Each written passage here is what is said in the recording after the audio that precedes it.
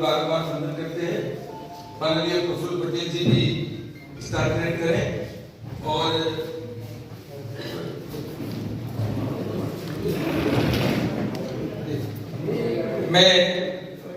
मैं माननीय प्रफुल्ल पटेल जी से अनुरोध करता हूं कि एक चेयर मंगवाई से गुरुदेव के प्रफुल्ल पटेल जी गुरुदेव का कुछ जोरदार तालियों से हम गुरुदेव का स्वागत करें। हम सभी के लिए गुरुदेव के लिए बहुत खुशी का विषय और आपका पूरा सहयोग, हमारी पूरी प्रेस का सहयोग गुरुदेव के कार्यक्रम के लिए मिल रहा है। बहुत बहुत दिल से आपका शुक्रिया अदा करता हूँ, धन्यवाद करता हूँ। हमारे प्रफुल्ल पटेल जी और वर्षा पटेल जी के सौजन्य से ये 3 दिवसीय अनुमत कथा होने वाली है। अब आप परम पूज्य गुरुदेव रितेश्वर जी महाराज से अब आप अपनी बातचीत शुरू कर सकते हैं। बोलिए गुरुदेव रितेश्वर जी महाराज की जय, रितेश्वर जी महाराज की जय। धन्यवाद।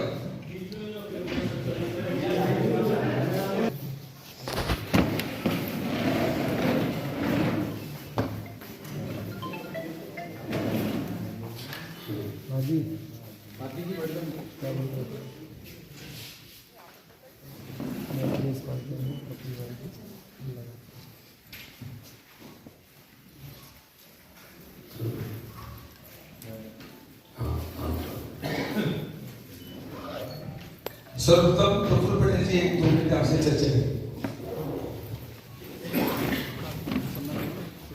हमारे परम श्रद्धेय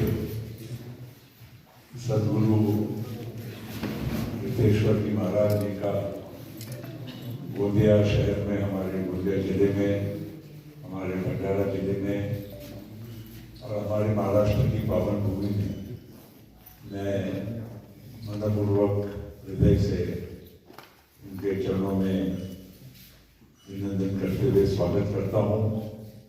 और गुरु जी का आज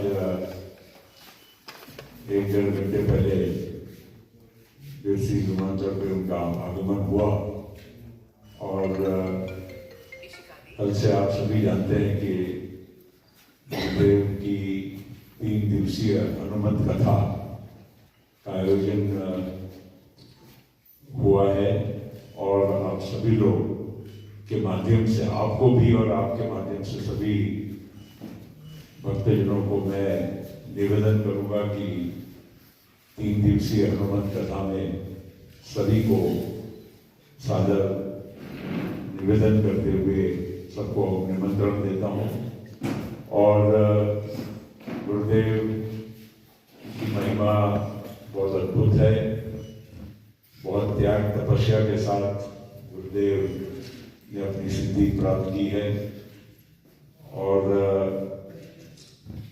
मुझे मेरा सौभाग्य मैं समझता हूँ कि मेरे परिवार को और मुझे गुरुदेव ने यहाँ पर यजमान बनने का मौका दिया और हम सब लोगों के लिए भाग्य की बात है कि वे यहाँ पर आज हमारे गोंदिया में 3 दिवसीय कथा के लिए उपस्थित हुए। अब मैं आप सभी लोगों का, प्रेस के मेरे साथियों का दिल से यहाँ पर स्वागत करता हूँ और मैं चाहूँगा कि गुरुदेव उनकी वाणी से ही आप लोगों को संबोधन भी करें और फिर जैसे आप लोगों को कोई प्रश्न पूछना हो तो गुरुदेव हमेशा बहुत ही मतलब है बड़े महान व्यक्ति, लेकिन उतने ही सरल है, उतने ही सामान्य है। और गुरुदेव की महिमा केवल गुरुदेव इसलिए नहीं पर एक सर्व सामान्य और सेवा भाव से उनका जो कार्य रहा है, पूरा जीवन उन्होंने समर्पित किया है, ये उनकी सही में अद्भुत महिमा है। तो मैं इससे ज़्यादा विशेष न कहते हुए पुनश्च गुरुदेव का मेरे निवास पर, हमारे गोंदिया शहर में, जिले में, भंडारा जिले में उनका स्वागत करता हूँ। और ये 3 दिवसीय हनुमत कथा जो शायद हमारे गोंदिया में, हमारे जिले में पहली बार हो रही है। अन्य कथा जरूर हुई है मगर हनुमान जी की कथा है। ये पहली बार हमारे यहाँ पर हो रही है और आप सभी जानते हैं कि मैं स्वयं अनन्य हनुमान भक्त हूँ और मुझे गुरुदेव का थोड़ा एक मतलब एक थोड़ा मेरा निजी एक किस्सा बताना चाहता हूँ कि एक दिन 2014 के चुनाव में भंडारा के समीप नागपुर हाईवे जो अपना है, रायपुर नागपुर हाईवे मेन, उसमें लगकर हेलीपैड एक बनाया था और मैं शायद उमर अब्दुल्ला आ रहे थे तो उनको लेकर एक कार्यक्रम में जाने के लिए मैं वहाँ पर खड़ा था और अचानक गुरुदेव वहाँ से प्रसार हुए। मुझे कोई मालूमात नहीं थी, मेरी कभी मुलाकात नहीं थी, पर गुरुदेव अचानक वहाँ पर रुके, शायद जानकारी ही होगी, और वो स्वयं वहाँ से गाड़ी से उतरकर मेरे ओर आए और एक बड़ा एक अद्भुत एक मुझे एक आभास हुआ कि कोई बहुत ही एक सिद्ध और तपस्वी व्यक्ति के साथ मेरी मुलाकात हुई है। हालांकि क्योंकि वो दौड़भाग थी और उन दिनों में गुरुदेव देवघर बैजनाथ धाम जो कहते हैं झारखंड बिहार में, तो वहाँ पर विराजमान थे और मैंने गुरुदेव का चलते चलते नंबर ले लिया और कुछ समय तक वो नंबर पर मेरा उनसे संपर्क हुआ और कुछ एक आधा वर्ष निकल गया और मुझे लगा कि गुरुदेव का मैं संपर्क करूं।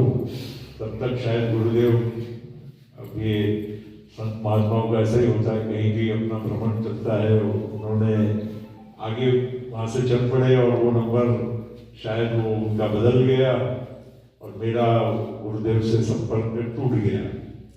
तो एक ही एक दृश्य था, मगर बार बार मेरे स्मरण में गुरुदेव आते थे और नजर आता था कि भाई मैं मिलूं, पर कैसे मिलूं। मैं कई बार देवघर में भी लोगों को पूछा, मगर मैं उस टाइम पे दुर्भाग्य ये रहा कि नंबर था, इसलिए मैंने ज्यादा सोचा नहीं, तो ना नाम पूछा, खाली गुरुदेव देवघर ऐसा मैंने मेरे मोबाइल पे फीड करके रखा।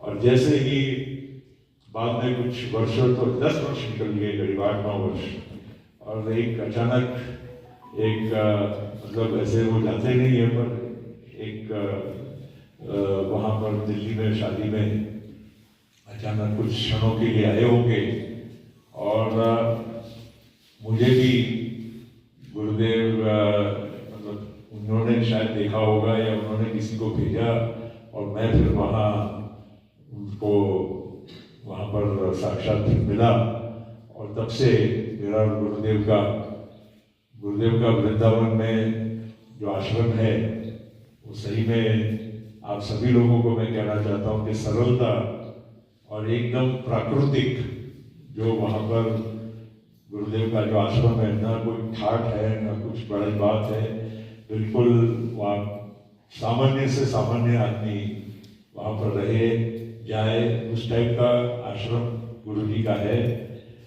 तो कई अलग अलग टाइप के आश्रम भी आपने देखे होंगे, लेकिन जब मैं गया वहाँ तो मुझे लगा कि बहुत ही सरल और एक पावन भूमि में, वृंदावन तो पावन है ही, लेकिन उस आश्रम में वो पावन भूमि में और पावनता कहीं मुझे नजर आई तो गुरुदेव के आश्रम में मिली। तो इसलिए गुरुदेव से बहुत वर्षों के बाद संपर्क टूट गया, मगर फिर देखिए जो एक मन में था ही, ऐसा नहीं था कि अचानक मिल गए, मेरे मन में कई बार ये आते गया कि गुरुदेव को मिलना है, और ऐसा योग वो शादी में 10 मिनट आगे पीछे भी होता तो भी शायद न होता, तो शायद वो ऐसा ही होगा कि योग बना हुआ था। और जैसे ही मैंने गुरुदेव को देखा तो गुरुदेव ने मुझे सीने से लगा कि मेरा प्रफुल्ल, उन्होंने जो बात कही तो मुझे सही में एक गुरुदेव तो है ही, मार्गदर्शक है, और हर तरह से मुझे जो स्नेह और अपनापन और आशीर्वाद गुरुदेव से सदैव प्राप्त होता है। कि मैं अपने आप के लिए बहुत इसको धन्य मानता हूँ। मैं भगवान की और हनुमान जी की बहुत कृपा मानता हूँ कि गुरुदेव मुझे फिर से मिले, एक तरह से प्रकट होकर मिले और आज हमारे गोदिया में आए हैं। फिर से स्वागत। और अब मैं गुरुदेव को निवेदन करूँगा कि वो कुछ शब्द आप लोगों को जरूर कहें। उसके पश्चात कुछ बातचीत आप भी करना चाहें तो जरूर आप संवाद करें। बहुत बहुत धन्यवाद। राधे राधे। जय गुरुदेव।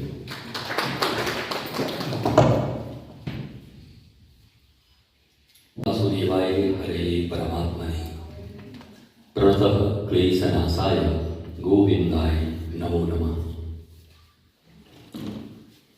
महाराष्ट्र की ये पावन भूमि गोंदिया और यहाँ पर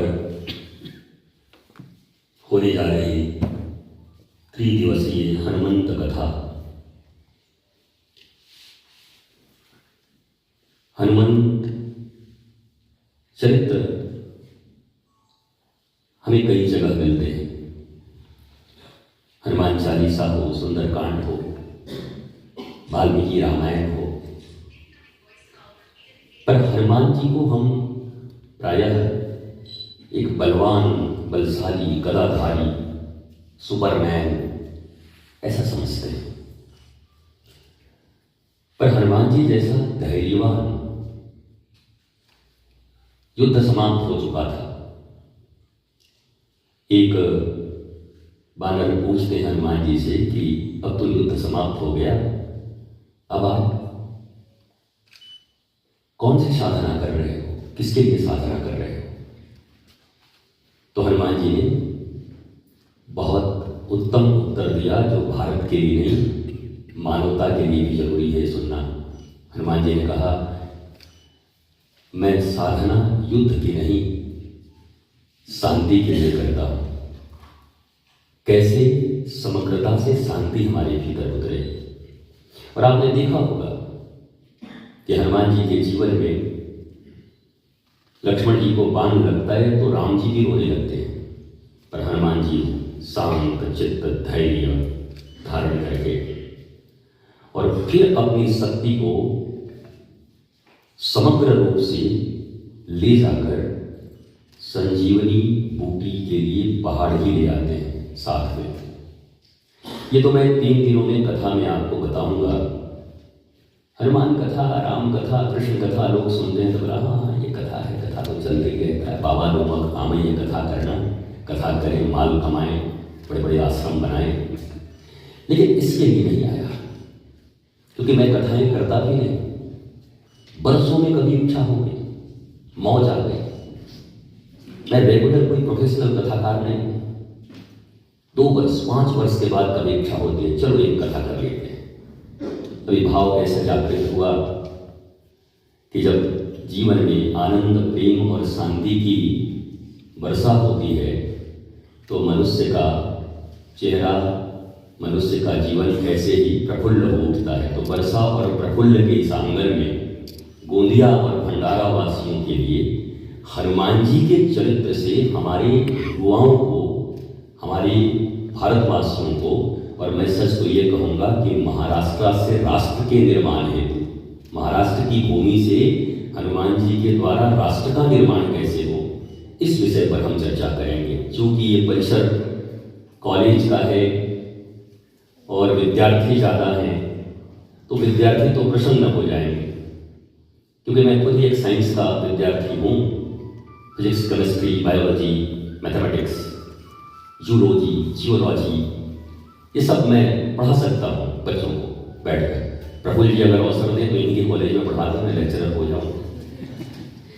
परंतु हनुमान जी हैं कौन, और हनुमान जी के जीवन में क्या हम केवल एक सिंदूर चढ़ा देना, मोदक चढ़ा देना और कर्मकांड कर देना, इससे हनुमान जी का पूरा चरित्र हमारे जीवन में आ जाएगा और हमारा मंगल कर पाएंगे? मैं दोनों पक्षों को सुनाऊंगा। इन 3 दिनों में हम दोनों पक्ष सुनेंगे। तनाव से मुक्त कैसे होना है, बलशाली हैं पर उस बल का नियंत्रण कैसे करना है, बल हो परंतु अमर्यादित हो, तो रावण की तरह विनाश हो जाएगा। बल हो और राम के चरणों में नियंत्रित हो तो हनुमान जी के जैसा गली गली में मंदिर बन जाएगा और भारत ही नहीं पूरे दुनिया के पूज्य और आराध्य बन जाएंगे। तो बल ही महत्वपूर्ण नहीं है, वह मर्यादित बल, विवेकशील बल, केवल बुद्धिमता से कुछ नहीं होते। The so called intellectuals are very dangerous. इस भारतवर्ष में, दुनिया में जो सो कॉल्ड इंटेलेक्चुअल्स हैं वही डेंजरस। विवेक के बिना, कॉन्शियसनेस अगर ये नहीं है तो बल, बुद्धि, जो भी विद्या आपको मिली है, पावर, पद, प्रतिष्ठा, ये सब आपके लिए अशांति के कारण बन जाते हैं। परंतु जब आप विवेकवान होते हैं तो आपका सीमित बल भी आपके शांति, आनंद और प्रेम का कारण बनता है। आपका सीमित पद भी, आपके पास सीमित धन भी आपके आनंद, प्रेम और शांति का कारण बनता है। मैं भारतवर्ष में अपने युवाओं को डिप्रेशन मुक्त जीवन देने के लिए हनुमान लला से सीखे जीवन की कला। मेरे हनुमान लला सिखाते हैं जीवन की कला। ये 3 दिन तक गोंदिया भंडारा के इस भूमि पर अनवरत प्रवाहित होगी। चूंकि आप जर्नलिस्ट लोग हैं और सनातन संस्कृति में सबसे पहले जर्नलिस्ट रहे नारद मुनि, नारद जी।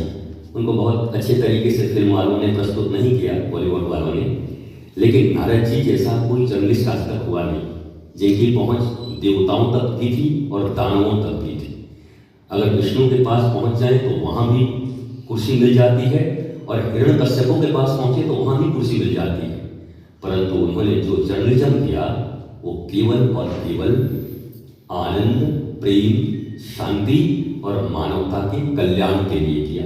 वो स्थिर नहीं रहते थे, जैसे आप नहीं रहते, आपके कदम चलते रहते हैं, क्योंकि आप करोड़ों लोगों तक वो सूचनाएं पहुंचाते हैं जिन सूचनाओं के माध्यम से मनुष्य बन भी सकता है, नष्ट भी हो सकता है।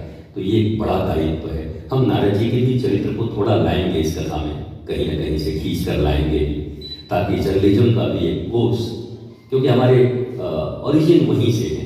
तो हनुमान जी के ऊपर ये दिव्य कथा मैं विश्वास करता हूँ कि इसे कोई कर्मकांड के रूप में न लिया जाए। अच्छा, हनुमान कथा हाँ होते रहता है, नहीं नहीं नहीं, ये कोई मोटिवेशनल स्पीच भी नहीं है, बल्कि एक इतिहास पुरुष हनुमान जी, पहले वो बानर हैं कि नर हैं इस पर चर्चा होगी। वाल्मीकि रामायण क्या कहती है, विज्ञान क्या कहता है, तो नर है कि बानर है इस पर भी चर्चा होगी। तो ये बड़ी ही साइंटिफिकली, क्योंकि आज के लोग विज्ञान पर भरोसा करते हैं, करना भी चाहिए। ज्ञान और विज्ञान अलग अलग नहीं है। ज्ञान मतलब समग्र ब्रह्मांड का ज्ञान, विज्ञान मतलब किसी विशिष्ट वस्तु के लिए ज्ञान, specific knowledge. As for example for computer science, computer विज्ञान, कंप्यूटर के विषय में थॉरो नॉलेज जिसको हो उसको बोलते हैं कंप्यूटर साइंस। पर ज्ञान किसको कहते हैं? इस समग्र ब्रह्मांड, मनुष्य का जीवन, मेरे 70 से 80 साल के जीवन में मैं आनंदित कैसे रह सकता हूं? This is real knowledge. Knowledge is the key of success. मैं ये मंत्र दूंगा हमारे भारत के बच्चों को, नौजवानों को। मैं इंग्लिश थोड़ा बहुत इसलिए बोलता हूँ कि बच्चे ये ना सोचे कि दाढ़ी बढ़ा के कहाँ से आ गया पैसा कमाने के लिए, इसलिए मैंने कहा कि मैं इनको ट्यूशन भी दे सकता हूँ, पढ़ा भी सकता हूँ। पर ये रियली सक्सेस हनुमान जी को मिला। लंका जलाई, शोर नहीं, शांत हो गए। एक लंका जलाई, शोर नहीं किया, शांत प्रभु ने किया। हम तो एक लकड़ी जला के किसी शादी ब्याह में, वो तो शादी होती नहीं अगर हमने लकड़ी न जलाया होता, वो तो शादी रुक जाती अगर हमने बल्ब न जलाया होता। हम बल्ब जला के इतना प्रचार करते हैं। सक्सेस का मतलब ही सोशल मीडिया जरूरी है, डिजिटल मीडिया जरूरी है, पर वो पैमाना नहीं है हमारे सक्सेस का। प्रचार जरूरी है पर वो पैमाना नहीं है हमारे सक्सेस का। सक्सेस का पैमाना शांति है, ब्लिसफुलनेस। कोई सक्सेसफुल कितना है? कैसे पहचानोगे? जितना जो ब्लिसफुल है उतना ही वो सक्सेसफुल है। सुदामा के पास कुछ नहीं फिर भी ब्लिसफुल है। रावण के पास सोने की लंका है फिर भी हाय हाय कर रहा है और खानदान सहित मारा गया। तो ब्लिसफुलनेस किसे कहते हैं? शांति किसे कहते हैं? आनंद किसे कहते हैं? हम एक अद्भुत विषय पर चर्चा करेंगे, राष्ट्र की दशा दिशा, हमारे स्टूडेंट्स छात्रों की दशा और दिशा किस तरफ हो, इस पर चर्चा करेंगे। हनुमान जी शिक्षा के जगत में कितने प्रामाणिक हैं और उनसे क्या सीखना है हमें, हम इस पर चर्चा करेंगे। मैं विश्वास रखता हूं कि महाराष्ट्र गोंदिया की ये कथा केवल गोंदिया की कथा नहीं होगी। जब ये कथा हो जाएगी तो आपको भी पता चलेगा कि ये संपूर्ण भारतवर्ष और विश्व में हनुमान जी के अद्वितीय प्रकाशन का एक स्थान बन गया, जहां से उनके संपूर्ण चरित्र का प्रकाशन होगा और मानव इससे आनंदित होकर अपने पथ को संचालित करेगा। अब आपके कोई प्रश्न हो तो बाकी चीजें तो मैं कथा में बताऊंगा। ये तो पोस्टर चिपका रहा हूं, ट्रेलर कल दिखाऊंगा और फिर 2 दिन में आपको फिल्म दिखाऊंगा। क्योंकि आप महाराष्ट्र के लोग हैं, बॉलीवुड नजदीक है तो ये भाषा ज्यादा समझ में आती होगी। तो हम ऐसे करेंगे, आपके कोई प्रश्न हो तो आप मुझसे पूछ सकते हैं।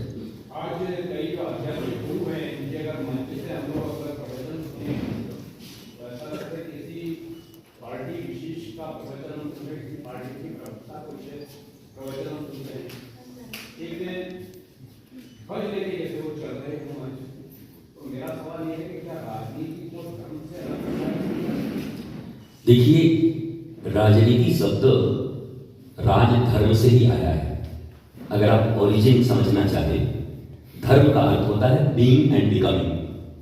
मैं बचूं, मैं बढ़ूं, मैं लोगों को बचाऊं और लोगों को बढ़ाऊं। दिस इज रियल धर्म। धर्म अलग है, रिलीजन अलग है, स्पिरिचुअलिटी अलग है। जैसे आपने सुना होगा कि आजकल कहते हैं फलाने बाबा। बाबा और धर्मगुरु शब्द बड़े प्रचलित हैं, पर आप जानकर आश्चर्यचकित होंगे कि हमारे धर्मशास्त्रों में कहीं बाबा शब्द का कोई प्रयोग नहीं और धर्मगुरु शब्द का भी प्रयोग नहीं। गुरु हैं, सदगुरु हैं, ऋषि हैं, महर्षि हैं, आचार्य हैं, ऋत्विक हैं, याज्ञिक हैं, होता हैं, जिज्ञासु हैं, भक्त हैं। पर ये धर्मगुरु कब से आए? धर्म सेल्फ गुरु है। गुरु का अर्थ होता है अंधकार से प्रकाश, गुरु का अर्थ होता है समस्या से समाधान। हर वो प्रश्न जो हमें कृष्ण तक पहुंचा दे, वो होता है गुरु और धर्म का अर्थ। पंथ और धर्म में बड़ा अंतर है। अब राजनीति और धर्म की आपने बात की, धर्मनीति और राजनीति।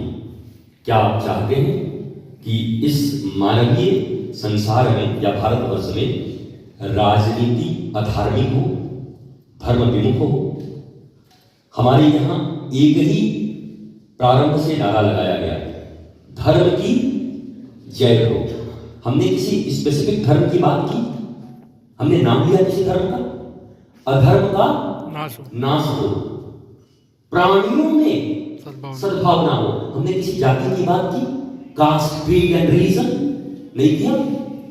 तो प्राणियों में सद्भावना हो, विश्व का कल्याण हो। धर्म शब्द का अर्थ ही है एक एक का मंगल। लेकिन राजनीति किस लिए बनी है? किसी देश या उस विशेष भूभाग में जो शासकीय संरचना है वो मनुष्य के हितार्थ कैसे काम करेगी। तो धर्म का काम है कि राजनीति को समय समय पर वो सीख देता रहे कि लोक मंगल के लिए ये कदम अगर आप अपनाएंगे, केवल एक्सटर्नल डेवलपमेंट से कुछ नहीं होगा। We need internal development. External development Ravan के पास ज्यादा था, पर रावण सबसे अशांत आदमी था। आप शांति चाहते हैं या केवल एक्सटर्नल डेवलपमेंट चाहते हैं? हमने एक फिल्म देखी थी बहुत पहले, नया दौर, दिलीप कुमार का। उसमें पहले वो बग्गी चलाते हैं, फिर उसके बाद मोटर गाड़ी आती है। अच्छा, बग्गी से वो कहते हैं 4 घंटे में पहुंचाते हैं और मोटर गाड़ी से 1 घंटे में। तो 3 घंटे बच गए जब यंत्र आया तब। पर वो 3 घंटा जब बचा, क्या उस 3 घंटे का सदुपयोग मनुष्य किया? अब तो ऐसे यंत्र हो गए जेस्चर से, लाइट चल गए, मिक्सी चल गए, रिमोट से गाड़ी चल गई, ड्राइवरलेस कार चल रहे हैं। हम 21वीं शताब्दी में यंत्र इतना डेवलप कर चुके हैं, 100 टाइम्स पूरी पृथ्वी को नष्ट किया जा सकता है परमाणु बम, हाइड्रोजन बम से, पर एक आदमी को जिंदा नहीं कर सकते। अशांति है। तो मैं तो कभी कभी ये भी पूछता हूं, जब हम छोटे थे प्रफुल्ल जी, तो हमारे चैप्टर में आता था कि विज्ञान अभिशाप या वरदान, विज्ञान अभिशाप या वरदान। तब तो वरदान लिखना पड़ता था, पर आज मुझे लिखना हो तो मैं अभिशाप लिख दूंगा, क्योंकि जो विज्ञान के द्वारा जो चीजें प्रकाशित हुई, इन्वेंशन हुआ, उसको चलाने वाला तो अशांत है, उसको चलाने वाला तो ह्यूमन रहा ही नहीं, मनुष्य रहा ही नहीं, जिसने एआई का निर्माण किया, आर्टिफिशियल इंटेलिजेंस। एंड मैं इस कथा में artificial intelligence, EI, emotional intelligence, इसके विषय में भी चर्चा करूंगा, क्योंकि मैं science, technology, spirituality, religion, nation, human nature, इन सब विषयों को छूने का प्रयत्न करूंगा, और ये सब कनेक्टेड है। तो मेरा ऐसा मानना है कि प्रत्यक्ष रूप से कभी भी किसी आचार्य, अगर राम जी के समय में देखें तो राजतंत्र था, वहां भी कुलगुरु वशिष्ठ है। जब राजकाज में कोई गड़बड़ी होती तो पहुंच जाते हैं, गड़बड़ हो रहा है मत करो, ये ठीक नहीं है। राजनीति देश को संवारती है, पर राजनीति को लीड करने वाले लोग अगर कोई निर्णय कभी गलत ले रहे हो या थोड़ी कोई कमी हो, तो धर्म का काम है जाकर के बताना कि ये नीति ऐसी बनेगी तो बहुत अच्छा होगा। तो धर्म का इतना ही काम है। मैं नहीं समझता कि किसी भी आचार्य, ऋषि या किसी भी धर्म के प्रचारक को किसी राजनीतिक दल का प्रचारक होना चाहिए, ऐसा मैं नहीं समझता। गुरुदेव, जब से आपका चित्र देखा है जी, तो आपके हाथ में जो दंड है या आशीर्वाद की छड़ी है, कृपया उसके बारे में बताइए। अब 3 दिन की कथा होगी, उसके लिए भी कुछ छोड़ा जाए, हमें लगता है।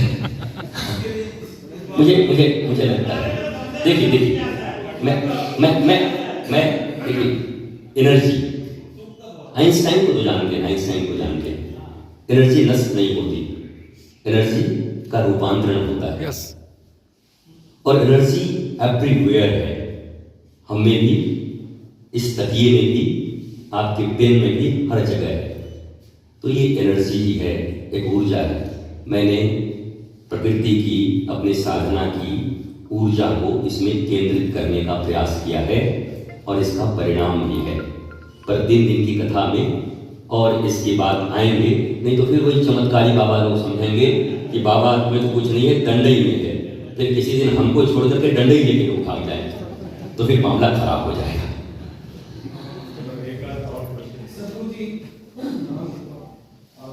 ये जो आज शांति की जो बात की जी, तो आज का जो युवा है, युवा समाज है, तो नशा, हिंसा और अवसाद में जो है बहुत तेजी से जो हमारा समाज में सब लोगों है, तो इसका कैसे चिंतन करके तो इसमें क्या कैसे सुधार कर सकते हैं?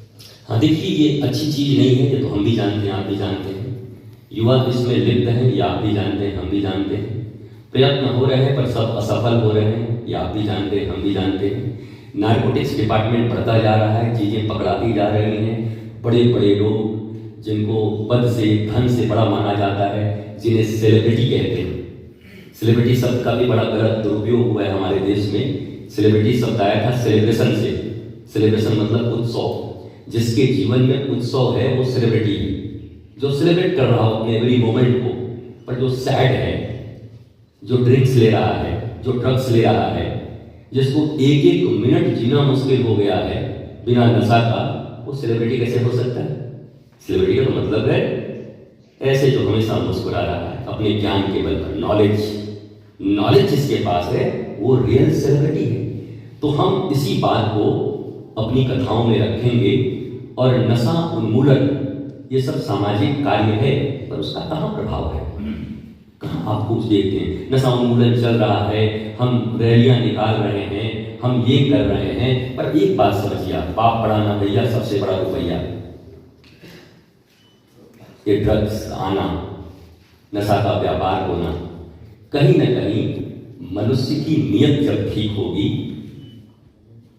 नीतियां जब अच्छी बनेंगी, तब धीरे धीरे मनुष्यता का भी निर्माण होगा। हम बहुत वर्ष तक गुलाम रहे हैं, गुलामी की मानसिकता हमारे ऊपर है, कहीं न कहीं मैं बोले का असर हमारे ऊपर है।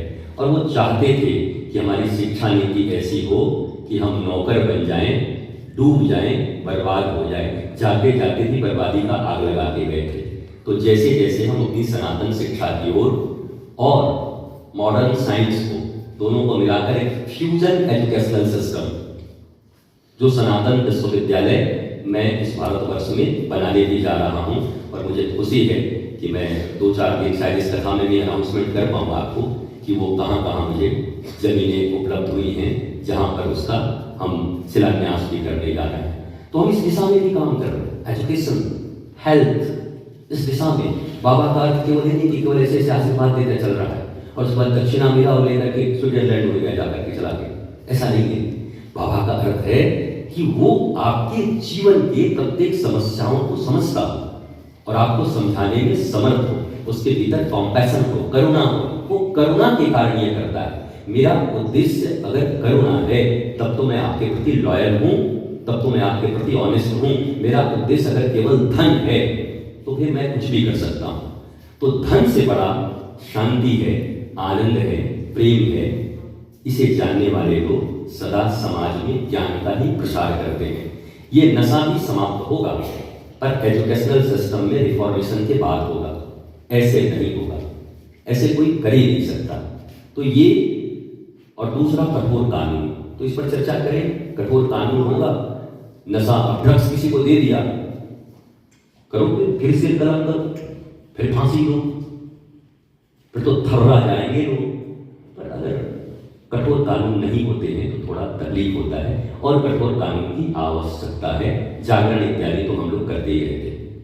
महाराज जी, आध्यात्म जीवन में आने के पहले आपका जीवन परिचय छोटा सा अगर हम लोग। अब 3 दिन है, वो हनुमान जी का भी परिचय होगा, दास का भी हो जाएगा।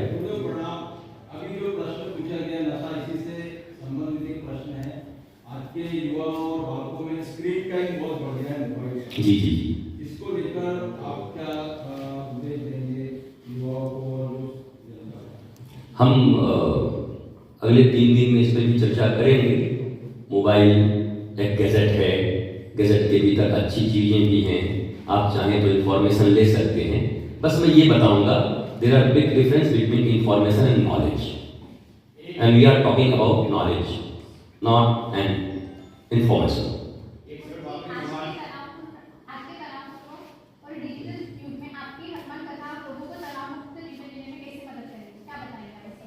हाँ, वो बताएंगे, 3 दिन तक बताएंगे।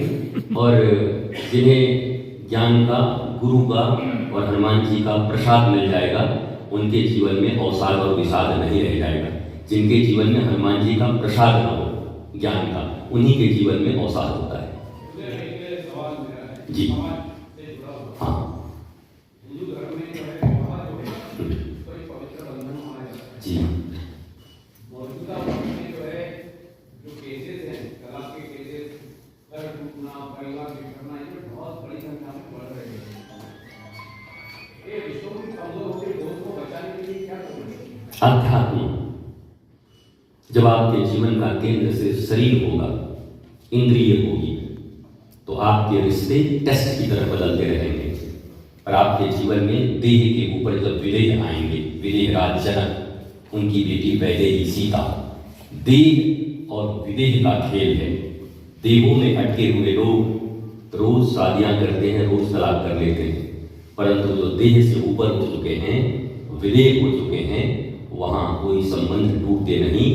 3 प्रकार की चीजें हैं, अनुबंध, प्रबंध और संबंध।